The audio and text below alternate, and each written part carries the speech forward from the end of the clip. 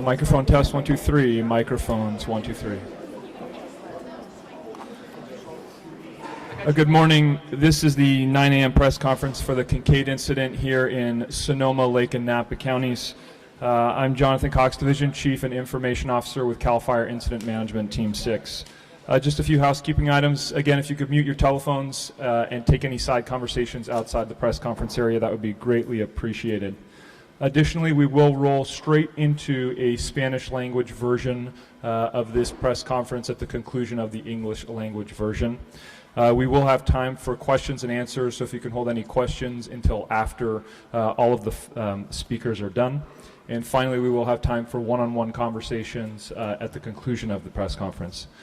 Just to summarize where we're at from where we were 12 hours ago, the fire stands at 75,000 acres. It grew a little bit overnight, especially on that eastern side, the eastern flank. We still are holding at 15% containment. We still have 90,000 structures that are threatened and can confirm that 124 structures have been destroyed and 23 have been damaged. 2 firefighters have been injured. As you know, just a little bit of an update on the firefighter who was flown to UC Davis Medical Center with burn injuries. He's in stable condition and is surrounded by his family at the hospital currently. With that, I'm going to pass it over to our National Weather Service representative, Ryan Walbren. Okay, good morning. So we are in the red flag warning that we had issued yesterday. So that officially started at 8 o'clock this morning. That runs through 4 p.m. Wednesday afternoon.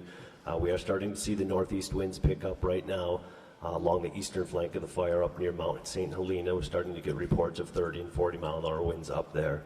So even though the winds are not down at the lower elevations, the forecast is on track. What that means is a challenging afternoon and evening of strong, dry, offshore winds that will impact the fire area. So we're in this critical, really 24-hour window. We're hopeful that the winds will ease off after midnight tonight, but tomorrow the humidities remain incredibly dry for the region on the order of 5 to 15%.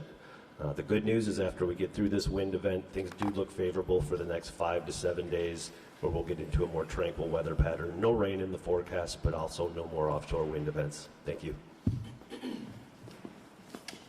Speaking next about fire behavior is our Plant Section Chief, Adam Mitchell. Good morning. In addition to the weather issues that we're seeing, we also need to remember that we're at the time of year where we haven't seen any moisture in our fuel beds for an extended period of time. The fuels are critically dry. They are receptive to new fire as well as fire spread. So as we see the challenges with the weather, we have influences of heavy fire spread issues being at a rate of erratic and dangerous. And so we need to make sure that we're aware of any new starts or any fire behavior that we see out there today from this fire is going to be dangerous and erratic. Finally, with the winds that we're going to see, we have the trees and the things that are going to be stressed from fire being in them are going to be weakened, and they are available to be broken off in the high winds that could impact routes of travel or any areas where firefighters are working. Thank you. Speaking next will be Sonoma County Sheriff Essick. Good morning. We have some good news for you overnight from the Sheriff's Office evacuation perspective. It was a quiet night as far as activity. We had no arrests to report, no major incidents to report. Our deputies and our law enforcement partners are out in the field. They're patrolling heavily. They are contacting people to check on them, make sure that they are in areas appropriately. We really need to say thank you to our law enforcement partners. We have over 140 different law enforcement agencies here on mutual aid. We have patrol cars. You'll see patrol cars in our area from all over the northern part of California, and particularly the National Guard is here. They've been working with us to set up traffic control checkpoints, so you will see National Guard folks along with peace officers at checkpoints. They're doing an amazing job of protecting neighborhoods, keeping people out, and we will continue to be vigilant for people who are entering evacuation zones against orders, and we will continue to be very vigilant for people who are engaged in looting, and we will not tolerate that. Today's going to be a conscious day with the winds. We've been getting a lot of questions about repopulation, how people can get back to their homes. There's a lot of anxiety and anxiousness there. We are going to work with CAL FIRE and look at these weather forecasts and these fire forecasts. Today's probably not going to be a good day to talk about repopulation as far as good news. We're going to have to kind of wait and see how the winds behave, how the fire behaves, before we can talk about repopulation. So although many people are anxious to get back, today is probably going to be a day that we pause consideration of repopulation. Please continue to follow us on Nixle and other social media platforms. Please monitor KSRO radio and KZST. Those are two local radio stations who are providing up-to-the-minute continuous coverage. So if we have breaking news about repopulation or any other evacuation areas or any evacuation concerns, you will hear it there probably first. Thank you for continuing to be patient with us. We understand people want to get back to their neighborhoods. We need your patience. The danger has not passed yet, and we continue to monitor the situation. Thank you. Speaking next from the California Highway Patrol is Captain Wolf. Good morning, everyone. Captain Aristotle Wolf of California Highway Patrol. I'm your local CHP commander. The California Highway Patrol continues to be at maximum staffing, both locally and with resources from all over the Bay Area. We have helped the sheriff and CAL FIRE in their efforts for containment along with repopulation. In doing so, we have been very appreciative of the patience and the understanding that the community has shown. There are areas that are denied access, and with repopulation there will be areas that may not seem logical to you. Those are based on sound decision making. No one takes that lightly. I will say that just because there's a fire, we do maintain robust, normal operations, so your safety is ensured on the roadway. And with that, I will add, please don't add to the problem. Just on the way here today, on my way to an operations briefing before this conference, I made a stop on a gentleman who had thrown a cigarette butt on the freeway traveling through Petaluma. This is no time to add to the problem. Please help us subtract from it. Please work with us and show the rest of the world just how strong Sonoma County is. Thank you. And our final formal speaker representing the Sonoma County Board of Supervisors is Supervisor Rabbit. Thank you. Obviously, along with our concerns about the fire this morning and overnight, we are under a code blue advisory with freezing temperatures predicted for several nights this week.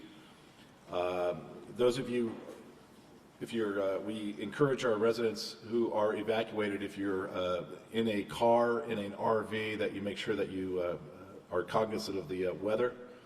A list of evacuation shelters and other safety information is always available at socoemergency.org. That's SOCO emergency.org.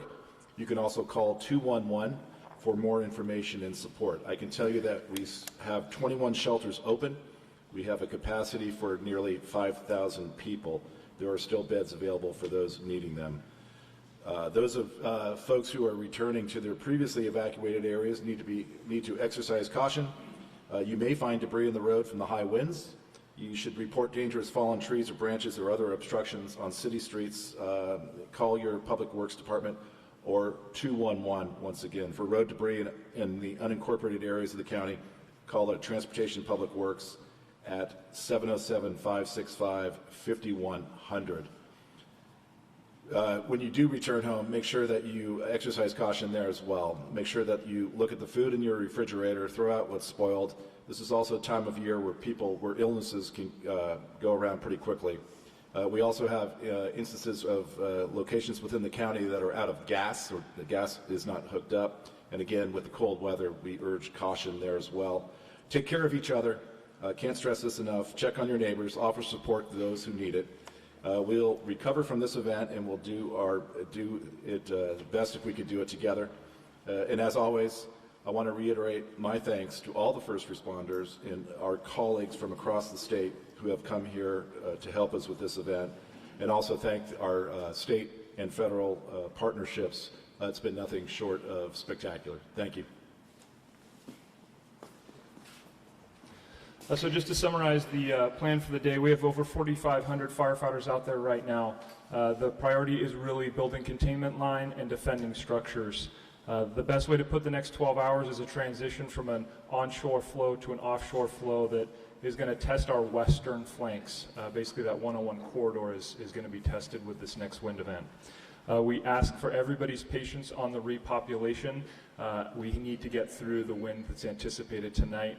As you can imagine, that is our priority once the wind subsides. With that, happy to answer any questions for any of the individuals up here. There's some news reports this morning that there was a fire burning on the Lake County side. Could you clarify that, please? Yeah, so the question was, there was a rumor about a fire burning in Lake County on the Lake County side. With that onshore flow we had yesterday, with the wind pushing from west to east, it was essentially pushing towards Lake County.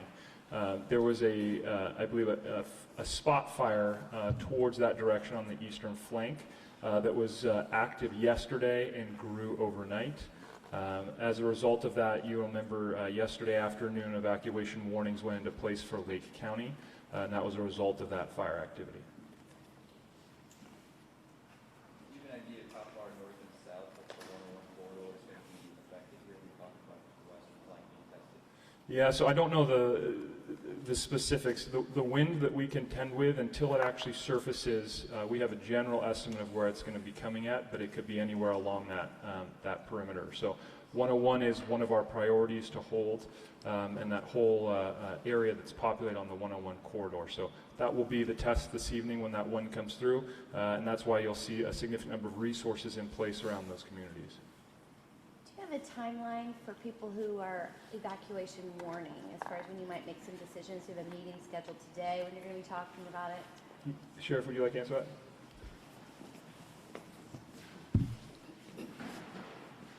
So the evacuation warning question, is that for additional evacuation Yeah. warnings? Okay. So we're going to be continuously monitoring the situation today. As winds come up and as fire behavior changes, we're going to continuously evaluate what areas could possibly be affected, where the danger lies, and we will get updates out immediately. We are embedded with CAL FIRE. We have Sheriff's Office personnel in the room making decisions with the weather folks and the fire predictors. So we have a good handle on what the current intel is, and we will get that information out as soon as we think that there's a risk to the public. We will extend evacuation areas if necessary. So nothing imminent, but have your bag packed? Nothing is imminent right now, but I think anybody who lives in Sonoma County right now should be considering what they would do if a warning came or an evacuation order came. So I would encourage everyone to be prepared to go at a moment's notice if things change. Lake County too? Lake County as well. I've been in touch with Sheriff Martin and Sheriff Robertson from Napa County.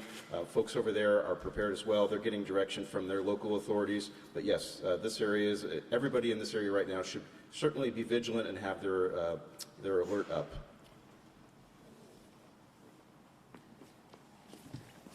Any other questions? Okay, we're just going to stop the feed for the English language version, and we're going to roll straight in to the Spanish language version now. So with that, I would like to invite Eddie from CAL FIRE to come up here and start the Spanish language press conference.